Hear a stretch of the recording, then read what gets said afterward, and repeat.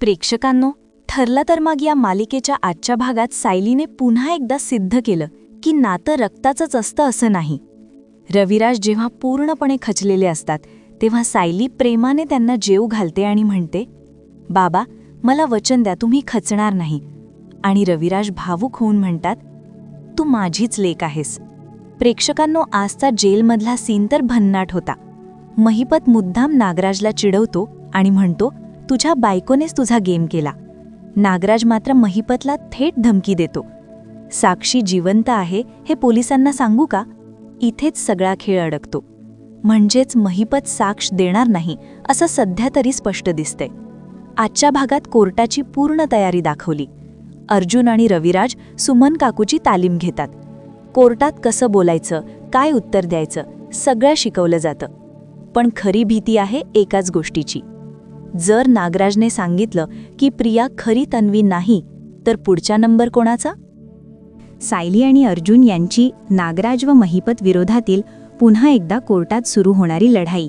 अर्जुन ठाम आहे, काहीही करून नागराजला जेलमध्ये पाठवायचंच. त्यासाठी तो महिपतच्या तोंडून सत्य बाहेर काढण्याचा आटोकाट प्रयत्न करत आहे.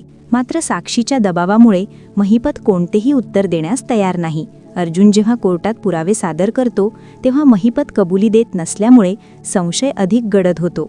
अर्जुन थोडासा नाराज होतो, पण लगेचच एक धक्कादायक गोष्ट समोर येते. महिपतला जेलमध्ये एक ॲडव्होकेट भेटायला आलेली असते आणि ती म्हणजे साक्षी. आता पोलीस स्टेशनमधील CCTV फुटेज तपासलं जाणार आहे. साक्षी खरंच महिपतला भेटायला आली होती का? हे सगळं सत्य उघड होणार का? हे पाहणं प्रेक्षकांसाठी खूपच रंजक ठरणार आहे. चला तर मग व्हिडिओला सुरुवात करूया. आत्तापर्यंत मालिकेत आपण पाहिलं की अर्जुन, रविराज, सायली आणि सुमन काकू हे सगळे पुढच्या लढ्यासाठी सज्ज झाले आहेत. सुमन काकूला कोर्टात कसं ठाम उभं राहायचं, विरोधी वकिलांच्या प्रश्नांना कसं उत्तर द्यायचं याचं ट्रेनिंग सायली आणि अर्जुन देत असतात. सायली सुमन काकूंना समजावते, न घाबरता सगळ्या प्रश्नांची उत्तरं द्यायची. नागराजची भीती वाटली तर त्याच्याकडे पाहायचंच नाही, भीती वाटली तर माझ्याकडे किंवा अर्जुनकडे पहा. रविराजही तिला धीर देतो, काहीही झालं तरी नागराजला सोडणार नाही. सगळे नागराज विरोधात लढण्यासाठी तयार असतात, पण नागराजकडे एक ट्रम्प कार्ड असतं, साक्षी शिक्रे. तो महिपतला धमकावतो की उद्या कोर्टात माझ्या विरोधात काहीही बोलायचं नाही. 22 वर्षांपूर्वीच्या अपघातामागे मी होतो असं जर तू सांगितलंस तर मी साक्षी जिवंत आहे हे उघड करीन. मग तू आणि तुझी मुलगी दोघेही अडकाल. या धमकीमुळे महिपत गोंधळून जातो आणि गप्प बसण्याचा निर्णय घेतो. तेवढ्यात इन्स्पेक्टर येऊन नागराजला तंबी देतात आणि सगळ्यांना कोठडीत पाठवतात. दुसऱ्या दिवशी कोर्टाची सुनावणी सुरू होते. अर्जुनसोबत इन्स्पेक्टर सावंत उपस्थित असतात. महिपत आणि नागराजला विटनेस बॉक्समध्ये उभं केलं जातं. अर्जुन कोर्टात सांगतो की 22 वर्षांपूर्वी रविराज किल्लेदार आणि त्यांच्या कुटुंबावर झालेल्या अपघातामागे महिपत शिक्रे होता आणि त्याचा मास्टरमाइंड होता नागराज किल्लेदार, रविराजचा धाकटा भाऊ. प्रॉपर्टीसाठी नागराजने थंड डोक्याने हे सगळं प्लान केलं. रविराज, त्यांची पत्नी प्रतिमा आणि मुलगी तन्वी यांना संपवण्याचा प्रयत्न केला. यासाठी त्याने महिपतसारख्या गुंडाला सुपारी दिली आणि हे काम कर असं सांगितलं. परंतु देवाच्या कृपेने ते 22 वर्षांपूर्वी वाचले. परंतु ही सगळी केस आता रिओपन होत आहे आणि हे सगळं घडवले ते म्हणजे या महिप चिक्रेने. इकडे अस्मिताचा सीन दाखवलाय मध्येच की सचिन अन्नपाणी सोडणार होता, त्याला कॉल करून बघू का अस्मिता? काळजीने फोन करायला जाते. हा मस्त इथे काहीतरी पॉपकॉर्न खाऊ लागलाय हा सचिन आणि TV पाहतोय बरं का. आता त्या अस्मिताचा फोन बघतो तो आलेला, पण मुद्दाम अस्मिताचा फोन उचलत नाही बरं का. ते पॉपकॉर्न खाता खाता तो फोन कट करून टाकतो. कट नाही करत पण उचलत नाही. अस्मिता विचार करायला लागते, सचिनने फोन नाही घेतला माझा, खरंच त्याने अन्नपाणी सोडलं असेल का? आता तो सचिन लगेच काही सेकंदाने अस्मिताला कॉल बॅक करतो बरं का. अस्मिता त्याचा फोन रिसीव्ह करते. अस्मिता म्हणते हॅलो. सचिन म्हणतो हॅलो, अगं अस्मी तू फोन केला होतास ना? सॉरी ग, जरा डोळा लागला होता माझा. आजकाल रात्री झोप नाही लागत ग मला आणि त्याच्यामुळे दिवसा जरा झोप काढतो. आता लगेच खोकलायचं वगैरे नाटक करतो बरं का. असं तिला प्रिटेंड करतोय की तू खूपच वीक झालाय. सचिन म्हणतो अस्मिताला, अगं अस्मिता बोल ना, तू का फोन केला होतास? अगं माझी ना जरा तब्येत बरी नाही आहे ग. अस्मिता आता त्याला डायरेक्ट म्हणते, हे बघ सचिन, तुला मी एवढंच सांगायला फोन केला होता की परवा येऊन जर तमाशा केलास ना तो परत करू नकोस. जेवढं माझ्यापासून लांब राहशील ना तेवढं चांगलंय आणि अन्नपाणी वगैरे सोडण्याची गरज नाही. आता शेवटी अस्मिता बायकोच आहे ना प्रेक्षकांनो, तिचा जीव आहे सचिनवर. किती नाही म्हटलं तरी रागारागात ती प्रेमानेच बोलून गेली सचिनला. सचिन लगेच ओळखलं सचिनने हे सगळं. सचिन आता मनातल्या मनात हसतो आणि मग हॅलो हॅलो अस्मी, अगं बोल ना, असं उगच नाटक करतो बरं का. अस्मिता फोन कट करते आणि विचार करायला लागते, बापरे, सचिनचा आवाज तर खूपच खालावल्यासारखा वाटतोय. तो ठीक असल्या म्हणजे झालं, पण हा मस्त मजेत आहे प्रेक्षकांनो दुसऱ्या बाईसोबत. अस्मिता सचिनची काळजी करत असते, पण सचिन विचार करत असतो की ही तर पहिली पायरी आहे. आता थोड्याच दिवसात अस्मिता नाक घासत माझ्याकडे येईल, असा सचिनचा क्रूर विचार मनात सुरू आहे. काय निर्दयी माणसं असतात प्रेक्षकांनो. अवघड आहे बाबा, खरं आहे, पण अशी निर्दयी माणसं असतात समाजामध्ये. इकडे या नागराजला आता वकील शोधण्यासाठी ते इन्स्पेक्टरांनी बाहेर काढले जेलमधून. आता तिथेच बसून तो 1-2 वकिलांना फोन करतो, पण कोणीच त्याची केस घ्यायला तयार नसतं. इन्स्पेक्टर सावंत म्हणतात, काय मग नागराज किल्लेदार, मिळतोय का कोणी वकील? नागराज म्हणतो, मिळेल, झालाय माझं तसा 1-2 वकिलांना फोन करून. थांबा, आता ते एक वकील राहिलेत, कोणीतरी देशपांडे, त्यांना फोन करतो. नागराजने त्याही वकिलांना फोन केला बरं का, पण ते वकील त्यांचा फोन कट करून टाकतात. ते इन्स्पेक्टर म्हणतात, अहो नागराज किल्लेदार, तुमची केस कोणी घेणार नाही हो. हल्ली नंबर सेव्ह नसला तरी कळतं कोण फोन करते ते. नाही म्हणजे तुमच्या केसला कुठलाही वरिष्ठ वकील नाही हात लावणार. लगेच नागराज म्हणतो, थांबा, देशमुख वकिलाला फोन लागलाय. हॅलो, हा मी नागराज किल्लेदार बोलतोय. अहो माझी केस तुम्ही घ्यावी अशी माझी इच्छा होती. हॅलो.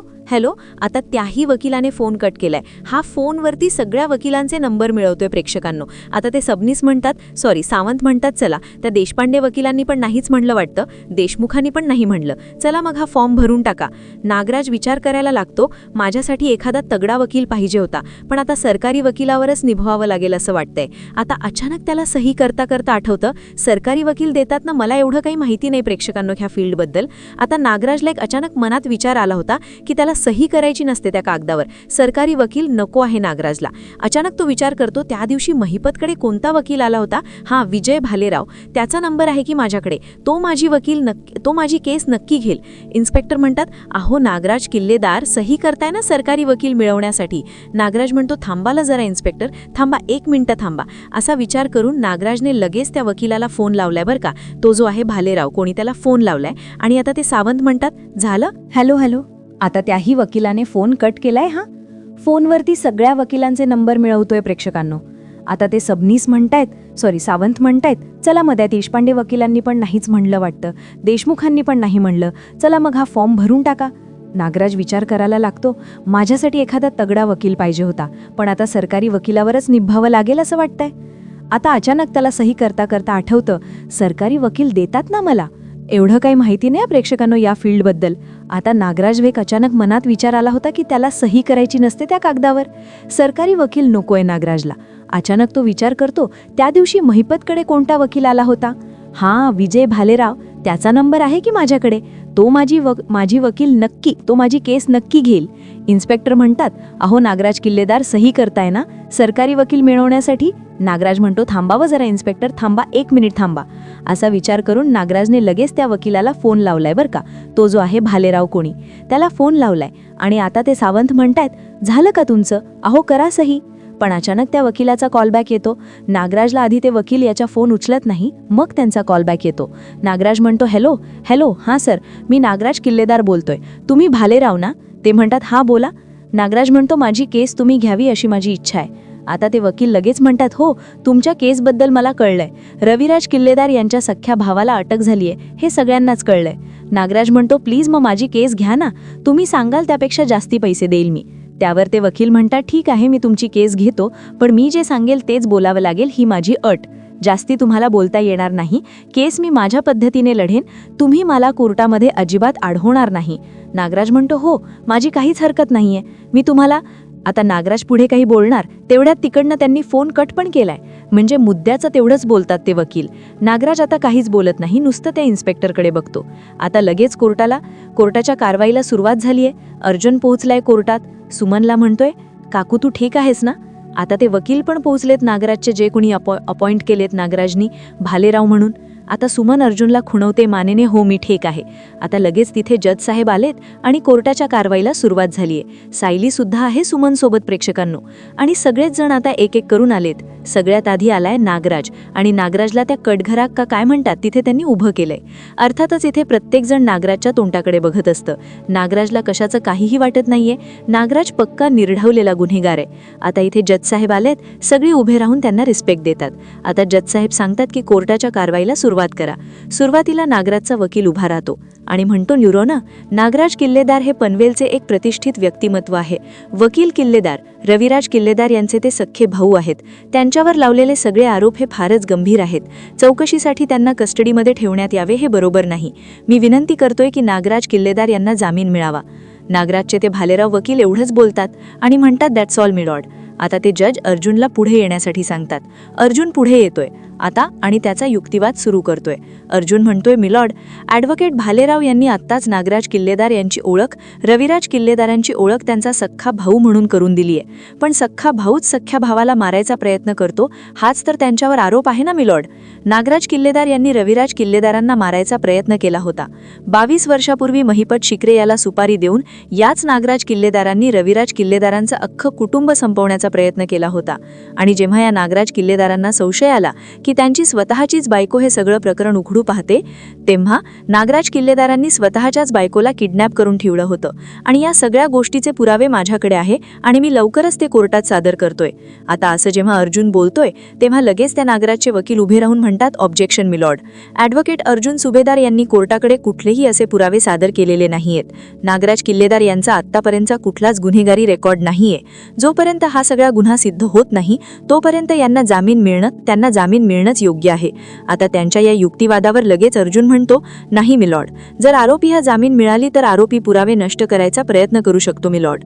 नागराज किल्लेदार यांनी 20-22 वर्षापूर्वी रचलेल्या कटाचे आणि सुमन किल्लेदार यांना किडनॅप केल्याचे सगळे पुरावे कोर्टात सादर करू शकतो. आता ते जज सगळे ते लिखापडी करतात. अर्जुन म्हणतोय, नागराज किल्लेदार यांच्या फोनमध्ये आम्हाला एक व्हिडिओ मिळाला आणि त्याच व्हिडिओद्वारे आम्ही सुमन किल्लेदारांचं लोकेशन ट्रॅक केलं होतं जेव्हा त्या किडनॅप होत्या.